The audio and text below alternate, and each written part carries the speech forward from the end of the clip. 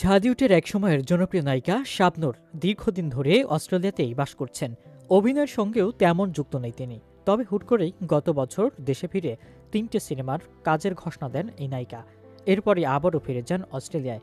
যদিও সিনেমার পর্দায় দেখা না মিললেও সোশ্যাল মিডিয়ার বদৌলতে বেশ ভালোই দেখা মেলে শাবনূরকে। সম্প্রতি ফেসবুকে নিজের নতুন রূপে ভক্তদের সামনে হাজির হলেন শাবনূর। প্রকাশ করেছেন বেশ কয়েকটি ছবি। ক্যাপশনে লিখেছেন, নতুন বাস্তবতাকে আলিঙ্গন করে হাসিমুখে সামনে এগিয়ে যাওয়া। ছবিগুলোতে খানিকটা খোলামেলা অবতারেই দেখা মিলেছে নায়িকার। এদিকে প্রিয় নায়িকাকে এমন খোলামেলাভাবে দেখে খুশি হয়নি তার ভক্তরা। মহিবুর রহমান নামে একজন লিখেছেন, তুমি মনে হয় ভুলে গেছো যে তুমি বাংলার রানী। কি সব ড্রেস পরো যা একদমই বেমানান লাগে। তোমাকে চাই প্রেমের তাজমহল, নারীর মন। এসব ছবিতে যে ড্রেসগুলো পরতে সেরকম ড্রেস পরবা। মাঝে মাঝে শাড়ি পরবে, শৌখিনভাবে ক্যামেরার সামনে আসবে, এভাবে আর না।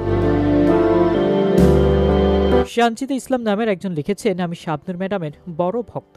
আজ আমি হতাশ তার এমন ছবি দেখার পর। সে কখনো অশ্লীল পোশাক পরেনি তার ক্যারিয়ারে। তার ভক্তরা আজও তাকে নিয়ে গর্ব করে। দয়া করে আপনি এমন পোশাক আর পরবেন না। আপনার ভক্তদের আর কষ্ট দেন না প্লিজ।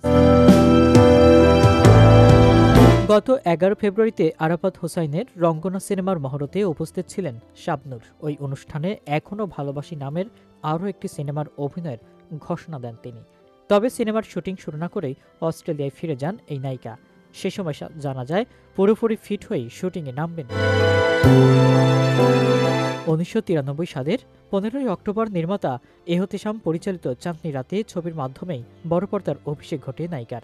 এরপর আর পেছনে ফিরে তাকাতে হয়নি তাকে।